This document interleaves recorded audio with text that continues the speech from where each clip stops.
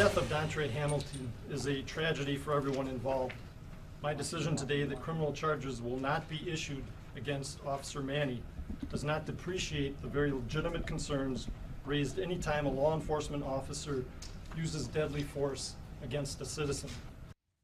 In the space of a few months, America's relationship with law enforcement has changed, and all for the worse.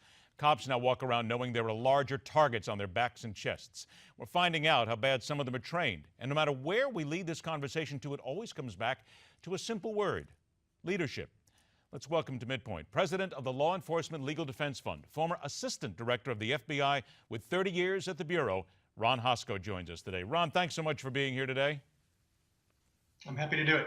Ron, we have so much attention being paid at New York City right now. We'll get to that in a moment. But now we need to turn to what is going on in Milwaukee. A white officer there, Christopher Manny, said that there was a struggle with a 31-year-old black man, Dontre Hamilton. Turns out that the suspect apparently suffered from a mental illness. The officer fired a number of shots, killed him. The jury has looked at it. The grand jury, the federal prosecutor looked. They found no reason to follow further anymore. However, we're finding out now that the officer was not properly trained, and that's what really started this entire altercation. Doesn't this then lead us to believe that we're now at a time in our law enforcement history where officers have got to be trained better? There's got to be a better focus on that, because isn't that where it all begins right now, is the training that creates that trust to know that you're not just going to get stopped and knocked around by a cop who's having a bad day? It does, Ed, and it points to, if you took notice of the Secret Service report just a few days ago, they made heavy references to training there as well, where the Uniform Division, their training in a course of a year could be counted in minutes, not hours or days. It's a challenge for law enforcement because training takes money. Training takes, while you take me offline to train me effectively, somebody else has to be doing my job. And that means budget, that means additional personnel potentially. As I said, the Secret Service report talked about a fourth shift. And I think it's a great idea. Training is something that everyone in law enforcement would embrace. It's critical to success. Ron, how did we get this sloppy then? Because let's face it, I understand money is there, but the public doesn't want to hear that. What they'll think about is a cop, a bullet head who simply wants to go out and create trouble. We just saw a videotape today of an officer in one place in America who was allegedly drunk on the job. So where did we get so sloppy? Who allowed this to happen? And, the reality is that police departments, law enforcement generally, is a reflection of society. Law enforcement is far from perfect. There are going to be personnel who are acting criminally, who are acting negligently, stupidly, foolishly.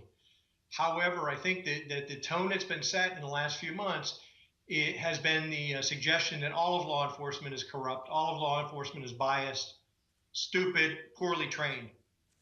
Nothing could be further from the truth. Okay, then is this something, because every time we talk about the need for law enforcement to improve, we hear from a lot of people, and rightly so, there needs to be more diversity.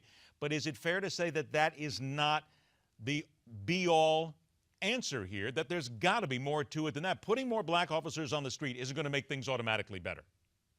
That's not necessarily the case. You see places like New York City where they have a very diverse workforce. And in our perfect world, we might think that the police department should perfectly mirror the population that they police and that everything would be wonderful. That's not necessarily true. Certainly what we need is smart police officers, those who have great communication skills, that can de-escalate a situation, that can talk subjects back from the edge, that can take the superheated air out of a situation and not make it worse.